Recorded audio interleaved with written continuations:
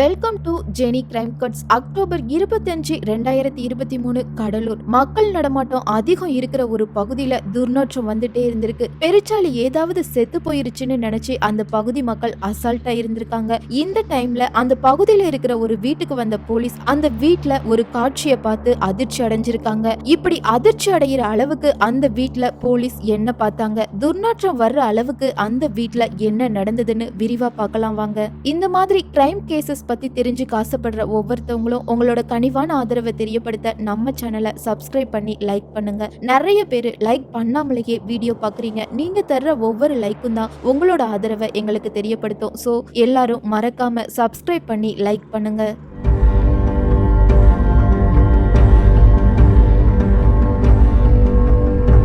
October 25, 2023 Cuddalore. Virudhachalam பக்கத்துல முல்லை நகர் அப்படின்னு ஒரு அழகான பகுதி இருந்திருக்கு. அந்த பகுதியில தான் மூர்த்தி, அனுஷ்யா தம்பதிகள் வாழ்ந்துட்டு வராங்க. இவங்களுக்கு பவித்ரா, அப்ரிதா அப்படின்னு 2 பொண்ணுங்க இருக்காங்க. 21 வயசான பவித்ரா, 18 வயசான அப்ரிதா. இவங்க 2 பேரும் புதுச்சேரி, கோவைன்னு வேற வேற பகுதியில தனித்தனியா ஹாஸ்டல்ல ஸ்டே பண்ணி இன்ஜினியரிங் படிச்சுட்டு இருக்காங்க. ஆசைக்கு 2 பொண்ணுங்க இருக்கிறனால இந்த தம்பதிகளோட வாழ்க்கையில சொல்ல முடியாத அளவுக்கு சந்தோஷம் நிறைஞ்சிருக்கு. வெளியூர்ல படிக்கிற 2 பொண்ணுங்களும் ஆயுத பூஜை சீக்கிரம் வர்றனால வீட்டுக்கு வர ரொம்ப ஆவலா இருந்திருக்காங்க. அவங்க நினைச்ச மாதிரியே ஆயுத பூஜைக்கு லீவ் விட்டதும் தன்னோட வீட்டுக்கு ஆசையா வந்து ஆயுத பூஜையை செலிப்ரேட் பண்ணிருக்காங்க.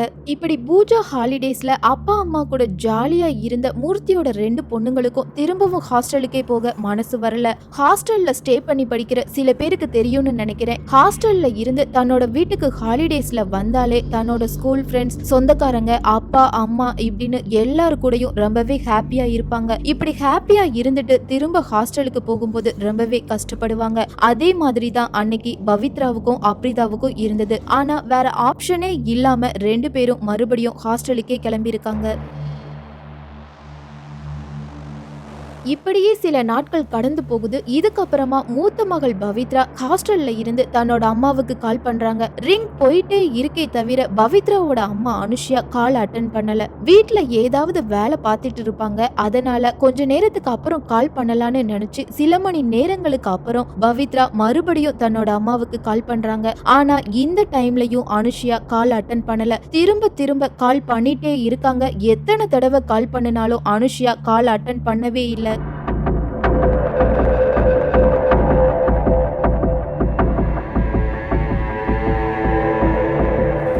இதனால பவித்ரா ரொம்பவே பயப்பட ஆரம்பிக்கிறாங்க. பவித்ராவோட பயத்துக்கு என்ன காரணம்னா, அனுஷ்யா இந்த மாதிரி ஒரு நாள் கூட கால் அட்டன் பண்ணாம இருந்ததே இல்ல. இந்த டைம்ல பதற்றமா இருந்த பவித்ரா தன்னோட அப்பாவுக்கு கால் பண்ணி அம்மாவுக்கு என்னாச்சுன்னு கேட்க நினைக்கிறாங்க. இப்படி நினைச்ச அடுத்த செகண்டே தன்னோட அப்பாவுக்கு கால் பண்றாங்க. மூத்த மகள் கால் பண்ணின கொஞ்ச நேரத்திலேயே மூர்த்தி கால் அட்டன் பண்ணி பேசுறாங்க. அம்மாவை எங்கப்பான்னு பவித்ரா கேட்டதுக்கு மூர்த்தி என்ன சொல்லிருக்காங்கன்னா, அம்மா டயர்டா தூங்கிட்டு இருக்கா, அம்மா எழுந்ததுக்கு அப்புறம் நான் கால் பண்ண சொல்றேன்னு சொல்லியிருக்காங்க. இந்த வார்த்தையை கேட்டதுக்கு அப்புறம் தான் பவித்ரா நிம்மதி பெருமூச்சு விட்டுருக்காங்க.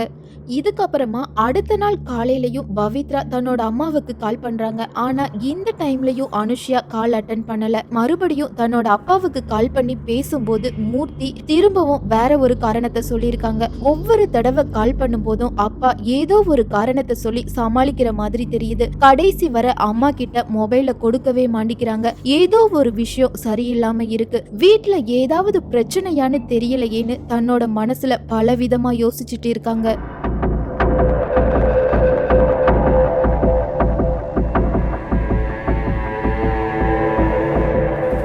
இப்படியே யோசிச்சுட்டு இருந்த பவித்ரா காலேஜ்ல லீவ் எடுத்துட்டு முல்லை நகர்ல இருக்கிற தன்னோட வீட்டுக்கு யார்ட்டையும் சொல்லாம நைட் டைம்ல வந்திருக்காங்க. பவித்ரா வீட்டுக்குள்ள அடி எடுத்து வச்சதும் வீடு ஃபுல்லா துர்நாற்றம் அடிச்சிருக்கு. ஏதாவது எலி செத்து போச்சா, ஏன் இப்படி வீடு ஃபுல்லா துர்நாற்றம் அடிக்குதுன்னு மூக்க பொத்திக்கிட்டே வந்த பவித்ரா தன்னோட அம்மா ரூம்க்கு போறாங்க. இப்படி ரூம்க்கு போன பவித்ரா அங்க இருந்த காட்சியை பார்த்ததும் 2 ஸ்டெப் பின்னாடி வந்து கத்தி அழ ஆரம்பிக்கிறாங்க. இந்த டைம்ல அக்கம் பக்கத்துல இருந்த எல்லாரும் பவித்ராவோட அலறல் சத்தம் கேட்டு கேட்ட அந்த ரூம்க்கு போறாங்க. இப்படி அந்த ரூம்க்கு போன அக்கம் பக்கத்துல உள்ள எல்லாருக்கும் பயங்கர ஷாக். எல்லாரும் இப்படி ஷாக் ஆக என்ன காரணம்னா, அந்த ரூம்ல பவித்ராவோட அம்மா அனுஷியா அழுகிய நிலையில பெட்ல சடலமா இருந்திருக்காங்க. இந்த காட்சியை பார்த்த சில பேருக்கு வாந்தி வர்ற மாதிரி இருந்திருக்கு. இந்த டைம்ல அந்த பகுதியில இருந்த சில பேர் விருத்தாச்சலம் போலீஸ்க்கு இன்ஃபார்ம் பண்ண கொஞ்ச நேரத்திலேயே விருத்தாச்சலம் போலீஸ் தன்னோட டீமை கூட்டிட்டு அந்த வீட்டுக்கு வந்திருக்காங்க. வீட்டுக்கு வந்த போலீஸ் அனுஷியாவோட அழுகிய உடலை பார்த்து ஷாக் ஆனதை விட அந்த வீட்டுல நடந்த வேறொரு விஷயத்தை பார்த்து தான் பயங்கர ஷாக் ஆகுறாங்க. அப்படி போலீஸ் பார்த்த அந்த ஒரு விஷயம் என்னன்னா, தன்னோட அம்மா இறந்து போயிட்டாங்கன்னு மக ஒரு பக்கம் அழுதுட்டு இருக்காங்க. அக்கம் பக்கத்துல உள்ள எல்லாரும் அதிர்ச்சியில இருக்காங்க. வீடு ஃபுல்லா போலீஸ் கூட்டம் இருக்கு. ஆனா இப்படி வீடு ஃபுல்லா பரபரப்பா இருக்கிற இந்த டைம்ல ஒருத்தர் மட்டும் வீட்டு வேலை பார்த்துட்டு ரொம்பவே கேஷுவலா இருந்திருக்காங்க. இப்படி கேஷுவலா இருந்த அந்த நபர் யாருன்னா, இறந்து போன அனுஷியாவோட ஹஸ்பண்ட் மூர்த்தி தான். இந்த டைம்ல போலீஸ் மூர்த்திய கூப்பிடுறாங்க. ஆனா எந்த ஒரு பதற்றமும் பயமும் இல்லாம மூர்த்தி போலீஸ் பக்கத்துல வந்து நிக்கிறாங்க. மூர்த்தியோட இந்த ஆக்டிவிட்டிஸ பார்த்த போலீஸ் ஆச்சரியப்படுறாங்க. இப்போ போலீஸோட ஃபுல் சந்தேகமும் மூர்த்தி மேலதான் இருக்கு. மூர்த்தி தான் கில்லர்னு போலீஸ் இந்த டைம்ல கன்ஃபார்ம் பண்றாங்க. மூர்த்தி தான் கில்லர்னு போலீஸ் கன்ஃபார்ம் பண்ண என்ன காரணம்னா, அனுஷியாவோட இறந்த உடல் அழுகிய நிலையில இருக்கு. அந்த உடல் அழுகிற வர மூர்த்தி மட்டும்தான் அந்த வீட்டுல இருந்திருக்காங்க. ஒருவேளை அனுஷியா வேற யாராவது கொலை பண்ணி இருந்தா கண்டிப்பா மூர்த்தி உடனே போலீஸ் கம்ப்ளைண்ட் கொடுத்திருப்பாங்க. ஆனா இதுவரை எந்த ஒரு கம்ப்ளைண்டும் பதிவாகல. சோ வீட்ல இருந்த மூர்த்தி தான் அனுஷியாவை கொலை பண்ணிருப்பாங்கன்னு நினைச்சு விசாரணைக்காக கூட்டிட்டு போறாங்க. தீவிர விசாரணைக்கு அப்புறம் தன்னோட மனைவியான அனுஷியாவை ஏன் கொலை பண்ணினாங்க, எப்படி கொலை பண்ணினாங்க அப்படிங்கிற ஃபுல் டீட்டெயிலையும் மூர்த்தி போலீஸ் கிட்ட சொல்லியிருக்காங்க.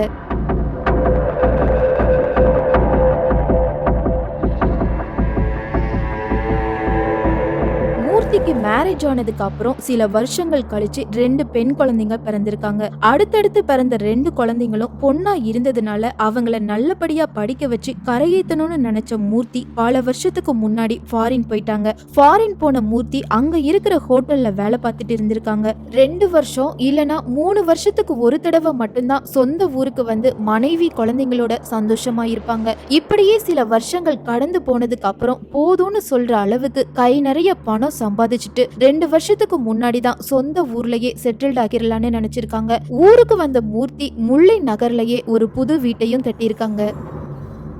ஃபாரின்ல இருக்கிற ஹோட்டல்ல வேலை பார்த்த மூர்த்திக்கு டெய்லி ஹோட்டல் சாப்பாட்டை சாப்பிட்டு சாப்பிட்டு வெறுத்து போயிருக்கு. ஊருக்கு வந்ததுக்கு அப்புறமாவது வீட்டு சாப்பாடை சாப்பிட்ட நினைச்ச மூர்த்திக்கு ஒரு சோதனை வந்திருக்கு. மூர்த்தியோட ஒய்ஃபுக்கு அடிக்கடி உடம்பு சரியில்லாம போக ஆரம்பிச்சிருக்கு. இது மட்டும் இல்லாம அவங்களுக்கு சில நேரங்கள்ல மனநலம் சரியில்லாம இருந்ததுனால மாத்திரை சாப்பிட்டுட்டு வந்திருக்காங்க. மூர்த்தியோட 2 பொண்ணுங்களும் காலேஜ் படிக்க போனதுனால வீட்டுல சமைச்சு கொடுக்க யாரும் இல்ல. இதனால ஹஸ்பண்ட் அண்ட் ஒய்ஃப் இவங்க 2 பேரும் சில நாட்கள் வீட்டு சாப்பாடும் பல நாட்கள் ஹோட்டல் சாப்பாடும் சாப்பிட்டு வந்திருக்காங்க. இப்படியே இந்த தம்பதிகளோட வாழ்க்கை நகர்ந்துட்டு இருந்த இந்த டைம்ல, அதாவது அக்டோபர் 25ஆம் தேதி மூர்த்திக்கு வீட்டு சாப்பாடு சாப்பிட ஆசை வந்திருக்கு. அதனால தன்னோட ஒய்ஃப் கிட்ட, இன்னைக்கு எனக்கு வீட்டு சாப்பாடு செஞ்சு கொடு, ஹோட்டல் சாப்பாடை சாப்பிட்டு சாப்பிட்டு நாக்கு செத்து போன மாதிரி இருக்குன்னு சொன்னதை கேட்டதும் அனுஷியா என்ன சொல்றாங்கன்னா, எனக்கு ரொம்ப டயர்டா இருக்கு, அதனால என்னால வீட்டு சாப்பாடு செய்ய முடியாது, சோ ஹோட்டல்லையே சாப்பாடு வாங்கிட்டு வாங்கன்னு சொல்லியிருக்காங்க. இந்த பதில கேட்டதும் வீட்டு சாப்பாடு சாப்பிட ஆசையா இருந்த மூர்த்திக்கு கோபம் வர ஆரம்பிக்குது.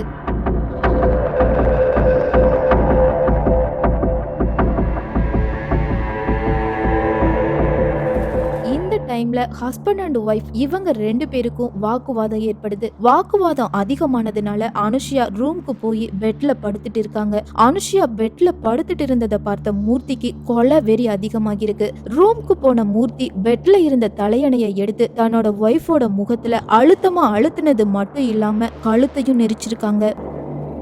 இதுக்கப்புறமா இறந்து போன தன்னோட மனைவியோட உடலை பெட்லயே படுக்க வச்சுட்டு அந்த ரூம் டோரை லாக் பண்ணிருக்காங்க. இப்படியே 1 நாள் 2 நாள் கடந்து போனதுக்கு அப்புறம் அந்த வீட்ல இருந்து துர்நாற்றம் வர ஆரம்பிச்சிருக்கு. அந்த வழியா போற எல்லாருக்கும் துர்நாற்றம் வந்தனால அவங்க எல்லாரும் மூக்க பொத்திட்டு தான் போயிருக்காங்க. ஆனா அந்த வீட்ல பெருச்சாளி ஏதாவது செத்து போயிருக்கும்னு நினைச்சு எல்லாரும் இந்த விஷயத்த பெருசா எடுத்துக்கல. தன்னோட மனைவியோட இறந்த சடலத்தோட மூர்த்தி மட்டும் தனியாளா 4 நாட்கள் அந்த வீட்லயே தங்கி இருந்திருக்காங்க. வச்சிருக்காங்க. மூர்த்தி கிட்ட எல்லா உண்மையையும் வாக்குமூலமா வாங்கின போலீஸ் அவரை கோர்ட்ல சப்மிட் பண்ணி சிறையில் அடைச்சிருக்காங்க. பல வருஷமா மனைவி குழந்தைங்களோட எதிர்காலத்துக்காக வெளிநாட்டுல கஷ்டப்பட்டு வாழ்ந்துட்டு இருந்த மூர்த்தி வீட்டு சாப்பாடு சாப்பிட முடியாததுனால தன்னோட மனைவிய கொடூரமா கொலை பண்ணின இந்த பயங்கர செயல் கடலூர் மக்கள் மத்தியில பேரதிர்ச்சியை ஏற்படுத்தியிருக்கு.